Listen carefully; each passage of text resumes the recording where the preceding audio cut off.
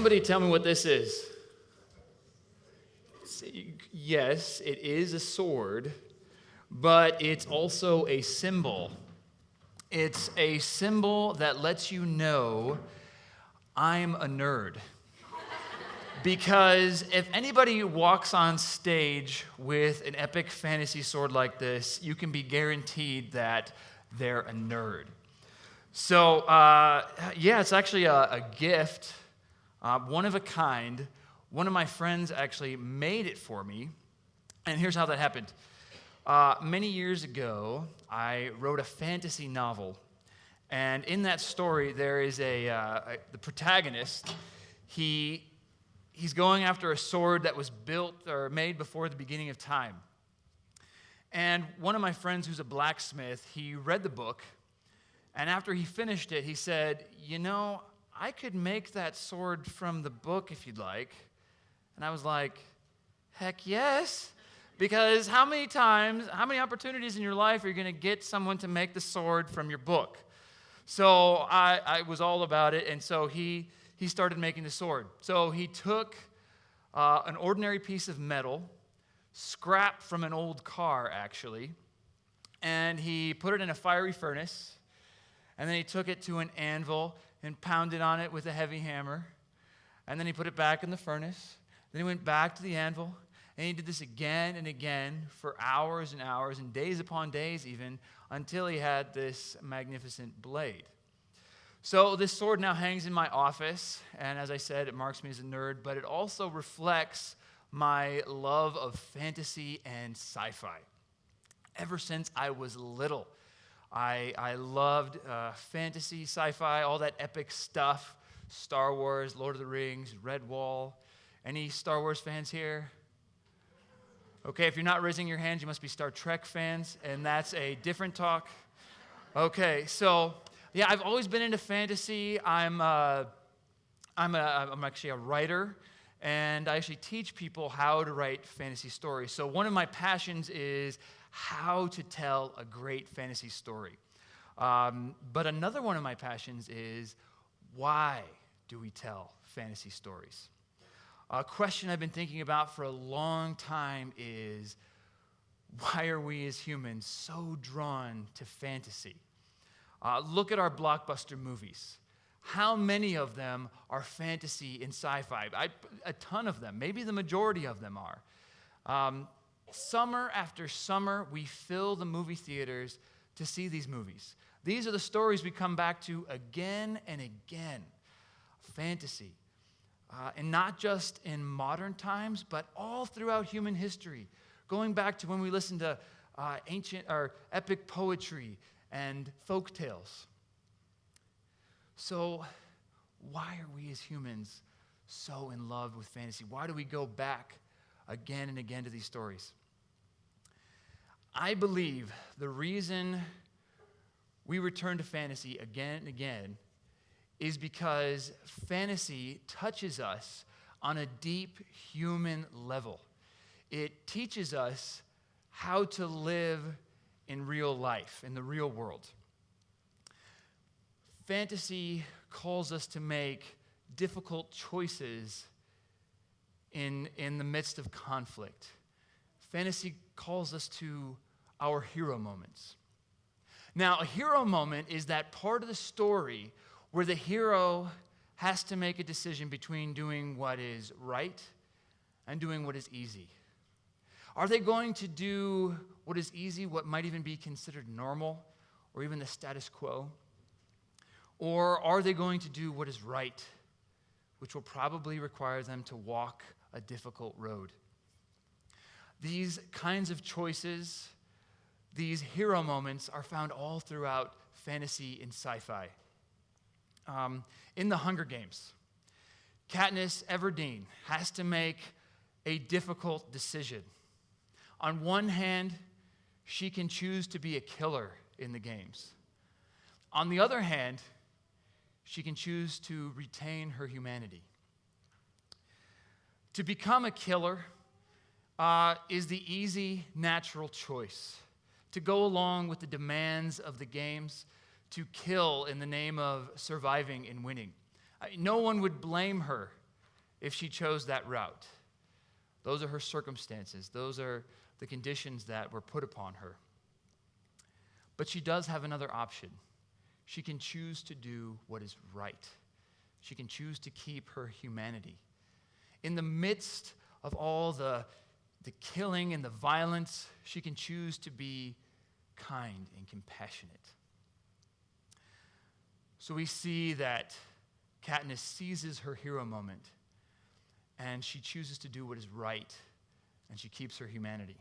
These kinds of choices are found all throughout fantasy. Luke Skywalker, Frodo Baggins, Harry Potter, all of them have to make this choice between doing what is right and doing what is easy. And there's a reason why the heroes in our stories have to make these difficult choices in the midst of conflict. And the reason is conflict reveals character. These choices in the midst of conflict reveal who they really are. Now, it's easy to make the right choice when life is good.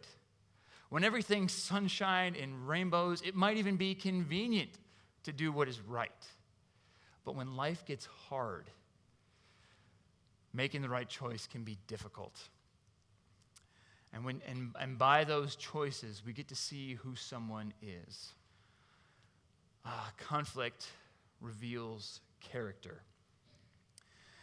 I had an experience many years ago that really drove this lesson home. I was living in Nicaragua at the time, and I needed to renew my visa. So I went down to the Nicaraguan-Costa Rican border to get new stamps in my passport. It was January the 2nd, and I was about to learn the hard way that the day after New Year's Day is quite possibly the worst day to get your passport renewed at the border. It seemed like the entire populations of Nicaragua and Costa Rica were swapping places because the compound at the border was packed full. The line just zigzagged all over the place, and there was no end in sight. And you'd think because it's a long line that it would move at a reasonable pace. Oh, no. It was like 10 or 15 minutes between each trudging footstep forward. So here's my short story of a long line. I took my place in line in the morning, and the tropical sun was beating down on me. I probably got a sunburn. But then dark clouds rolled in, and it rained on all of us. Our clothes got drenched. Then the clouds rolled away. The sun came out. Our clothes became dry. Then more clouds rolled in. We got wet again.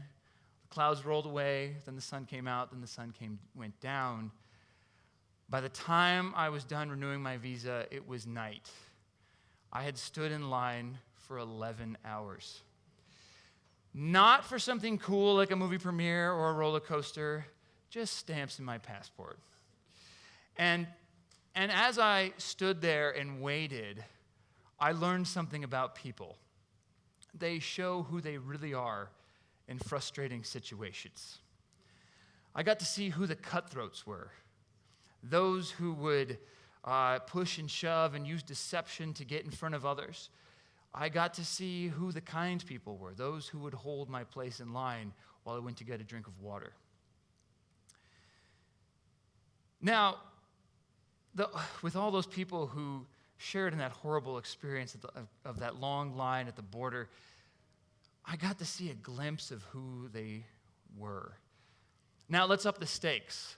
Let's say instead of a line going to the border, we have a line going to a limited number of lifeboats on a quickly sinking ship. With such a life or death situation, we'd get an even deeper and even more revealing look at who people really are.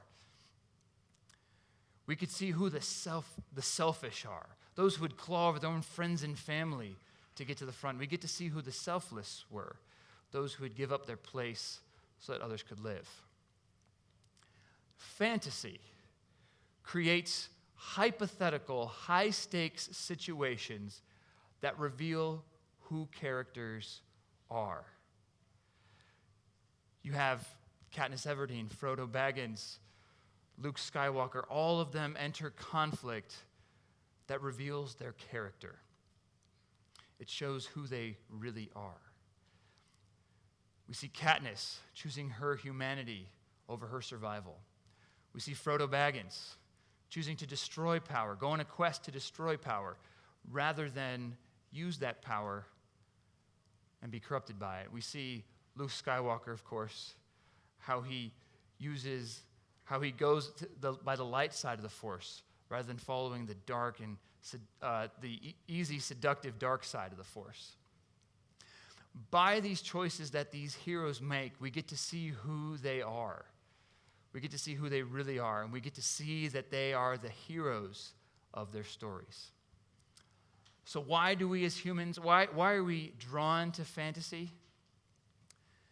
Because fantasy calls us to make difficult choices in the midst of conflict.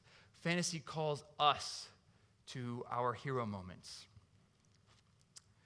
Now, there may come a time in your life, and it may be sooner than you think, where you will have to make a decision between doing what is right or doing what is easy. When you see sign-ups for the school play, but you're afraid to try out. When you see someone getting bullied and no one's doing anything about it. When you hear in our nation and our world people crying out for justice, and it would just be easier to ignore those voices. Doing what is right can be difficult. It can mean sacrifice. It can mean walking a difficult road. Hardship and discomfort are powerful barriers. So powerful, in fact, that they will keep most people doing what is easy rather than doing what is right. Now, this was once an ordinary piece of metal, but it went through fire and hammering, and it became a beautiful sword. When you do what is right, it can be difficult. It can mean being put through fire and hammering, but you will come out different on the other side. In fantasy, heroes walk the more difficult road, but they are heroes because they walk that road. Fantasy calls us to do what is right in the midst of difficult situations. Sometime you're going to be called to your hero moment. The question is, when the time comes, will you choose to do what is easy, or will you choose to do what is right? I pray you choose to do what is right. Don't miss out on your hero moment. Thank you.